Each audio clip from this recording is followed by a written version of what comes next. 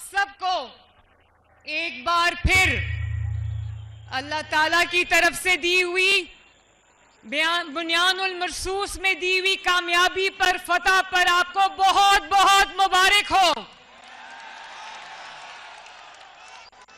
और मार्काए हक में फतह पर आप सबको, पूरी पाकिस्तानी कौम को बहुत बहुत मुबारक हो।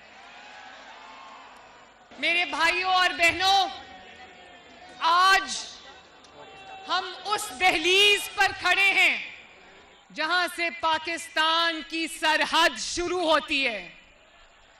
ये वो रेड लाइन है जो सिर्फ यहां तक महदूद नहीं, हम सब पाकिस्तानियों के दिलों पे ये रेड लाइन खिंची हुई है। और जिसने भी इस रेड लाइन को क्रॉस करने का ख्वाब देखा, पाकिस्तान ने उसका गरूर खाक में मिला दिया। और जब दुश्मन ने वार किया तो पाकिस्तान ने बता दिया कि हम सब पाकिस्तान के 25 करोड़ अवाम बुनियानुल मरसूस है, सीसा पिलाई हुई दीवार है।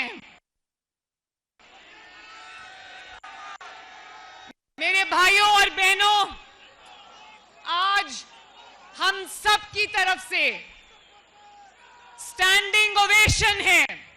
दोनों हाथ से सलाम है तमाम शुहदा पर, जिन्होंने अपनी जानों की कुर्बानी देकर उन्होंने हमारी धरती की, हमारी मिट्टी की, हम सब की हिफाजत की।